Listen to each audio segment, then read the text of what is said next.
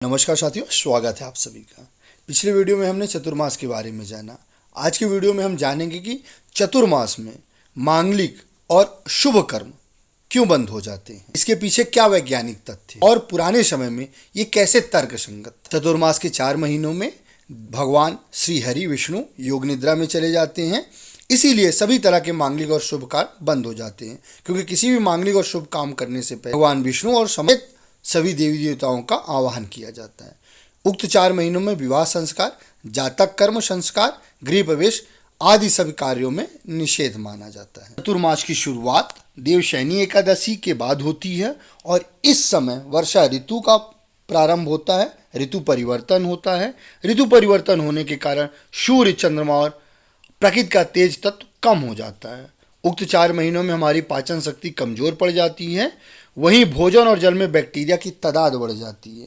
इन सब के कारण हमारा डाइजेशन सिस्टम बहुत स्लो हो जाता है। इसीलिए ऐसे मौसम में हमको सलाह दी जाती है कि हल्का भोजन करना चाहिए, सुपाच्य भोजन करना चाहिए। हैवी चीज़ें जैसे मांस, मछली और जो पचने में ज़्यादा समय ले, ऐसे चीज़ों का त्याग करना चाहिए। दूसरा कारण, बारिश के मौसम में अनगिनत कीड़े, छोटे जीव जो हमें नग्न आंखों से नहीं दिखाई देते, बड़े पैमाने पर पैदा होते हैं। आपने घरों में अपने देखा भी होगा।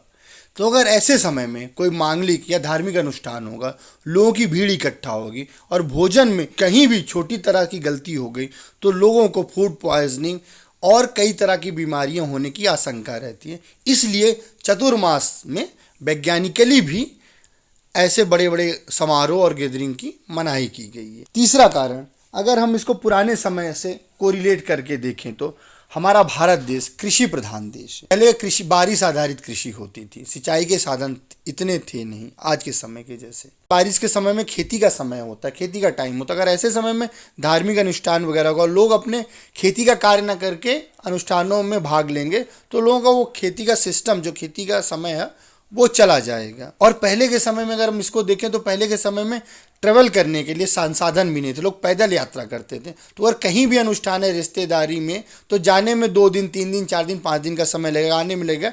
इसलिए ऐसे कार्यक्रम चतुर्मास में नहीं किए जाते थे। चौथा कारण अगर हम समझें तो पहले के समय में डॉक्टरों की भी कमियाँ थी। आपने न्यूज़ में सुना होगा, स्टोरीज में पढ़ा होगा कि हैजा से, छोटी छोटी बीमारियों से गांव का गांव तबाह हो जाता था। तो इसीलिए ऐसे समय में चूंकि बारिश का समय रहता है, प्रकृति में असंख्य कीटाणु पैदा रहते हैं, हमारा पाचन सिस्टम बहुत स्लो रहता है, इसलिए कोई धार्मिक अनुष्ठान नहीं किए जाते थे जिससे लोग बीमारियों से बचे। चतुर्मास को स्पेशली तप का समय कहा जाता है, उपवास का समय कहा जाता है, शुद्धिकरण का समय कहा जाता है। ऐसे समय में सुपाच्य भोजन करें, ध्यान करें, भक्ति करें और अपने पाचन शक्ति को इम्प्रूव करें। अंत तक हमारे साथ बने रहने के लिए आप सभी का बहुत बहुत धन्यवाद। कृपया हमारे चैनल को सब्सक्राइब करें। Thank you.